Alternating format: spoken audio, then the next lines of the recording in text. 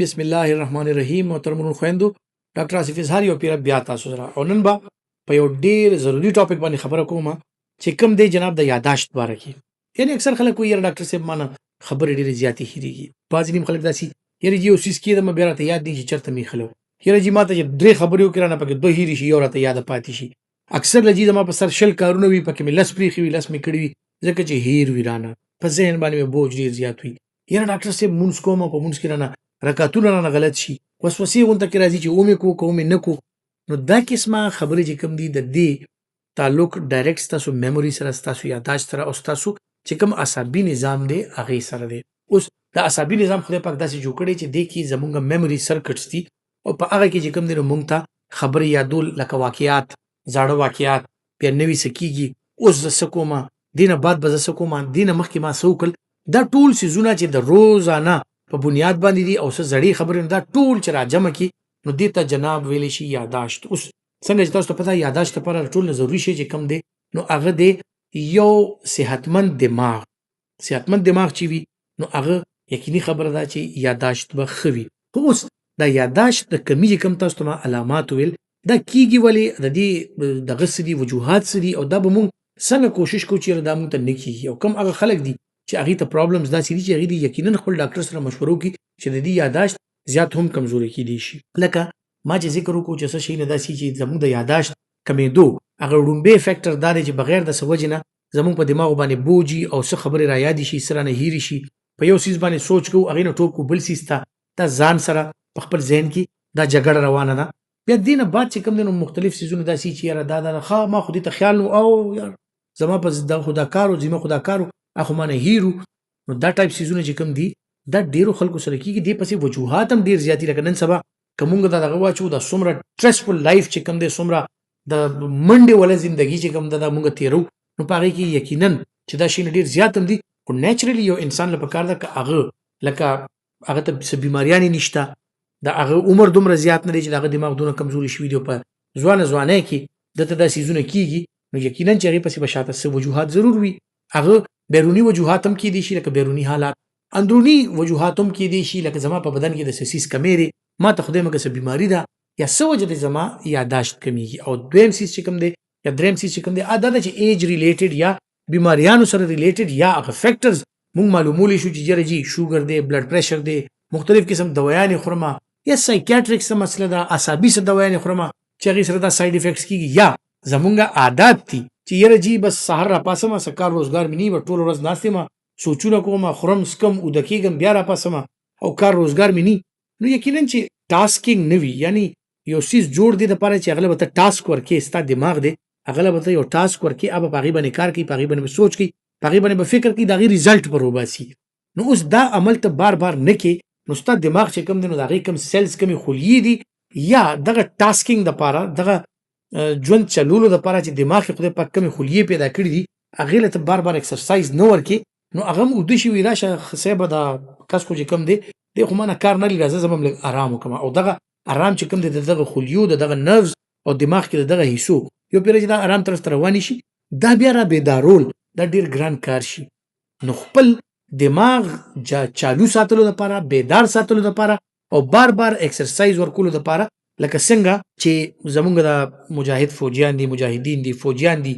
ینګ هلکان دي کیډټس دي نو دوی چې کوم دی سهار وختي پاسې شابه او منډې ووایي او ښه ډېرې منډې ووایي ښه ډېر اکسرسایز پې وکړي او بیا چې کوم دی نو راولي نور فزیکل ټاسک پې وکړي هغې نه بعد چې کوم دی بیا منټل ټاسک کولی کړي. نو که دا نه کوي نو ستا څه خیال دی چې دا فوجي سبا جنګ کولی شي دا مجاهد سبا له جنګېدی شي یا دی چې فزیکلی اکټیو نی منټلی اکټیو نی او دلته بار بار دا اکسرسایز نه ورکړي نو د ده سټیمنا جوړېږي نو دا بالکل نه کېږي. دا کوي دی دپاره چې دا کس جسماني طور ذهني طور او هر طریقې سره دا روان وي نو د به اکسرسایز کېږي او هغه څیز چې کوم دی نو د ده په ژوند کې یو پرمننټ دغه جوړ شي. دغسې زموږ دماغ هم دي چې دا ته بار بار د اکټیویټ کې نه دې ته بار بار پاسې نه دله ته اکسرسایز نه ورکې دله ته کرنټ نه ورکې دله ته منډه نه ورکې نو دا دماغ چې کوم دی دا اوده شي رو چې کوم دی نو دغه څیزونه دا ورسره تا نه بیکګراونډ ته روان شي رو هېرېدل شروع شي او رو ستا د دماغونه وځي. نو د دماغ چالو ساتلو دپاره دا څیزونه ضروري دي چې مونږه لکه دغه په شان نه چې بس بړستن راکاږه اوده شه سبا راپاسه روټۍ وخوره کښېنه پاسه او بس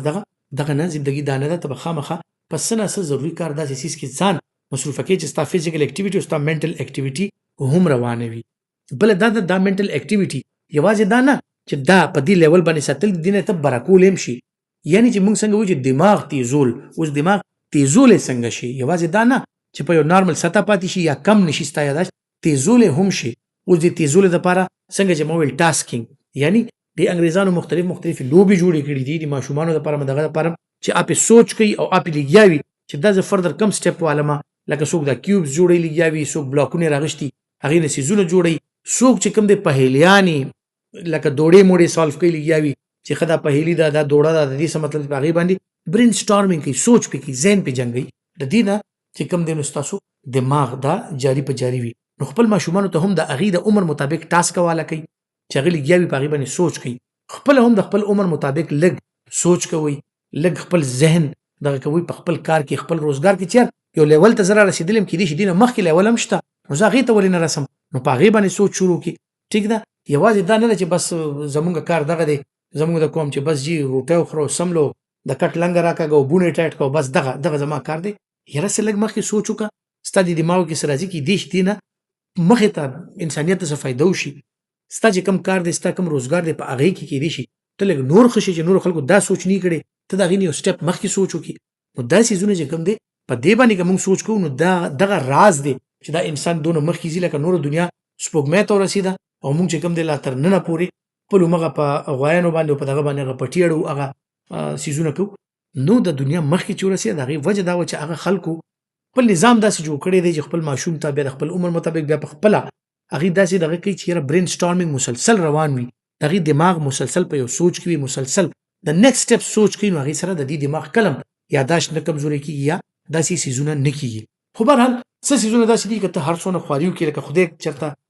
نه کی داسې چې دایمي بیماری وي لکه شوګر راغی، بلډ پريشر راغی، زړه بیماریاں راغی، مختلف دوايان شوي، سایکیاټریک مسلې شوي، نو هغه کې دا چې کم نه د دماغ بیا رو کمزوري کېدل شروع شي. عمر سره چې کله عمر د 70 کالونو اوړي بیا رو 50 کلونه بعد چې کم دی یو ډاونورډ ټرند شروع شي، دماغ کمزوري کېدل، دماغ او چې دل ترتیا لس کم سل کال عمر چې کم خلک رسی دماغ نیمم نوي پاتې، نو یقینا چې دا غي هیره او دا سيزونه دا خو دا غي دغه سره دی یعنی کم چې دا غي عمر دی یا کم چې دا غي فزیک دی هغه له سره یو نارمل خبره ده. خو په ځوانه کې کته دا سيزونه کیږي نو سوچ وکړه چې خدای مګه سره بیماری خو نشته، د رګونو بیماری، شوګر، بلډ پريشر، دایمي بیماری یا څه دوايان خو زنه خورم یا څه داسې سيزونه خو زنه استعمالوم، یعنی ډیر زیات خواږه خوړل دا هم یاداشت کمزوري کوي، ډیر زیات غوړ خوړل دا هم یاداشت کمزوري کوي. نو خپل خوراک کې دغه کم کاربوهایډریټ چې کم دي، فیټس چې کم دي دا مونږ کم نه کم کو، پروتینز او دا نور سبزیانې فروټس ته زیات استعمالو، دا مختلف سیډز چې کم دي، اومیګا 3 ډیر ضروري شی دی، مختلف دا زړی چې کم دي د سن فلاور زړی شو یا داسې نور ډرای فروټس چې کم شو په دې کې اومیګا 3 خډیر دی، زموږ دماغ فرش ساتي، دماغ رګونه کولو ساتي،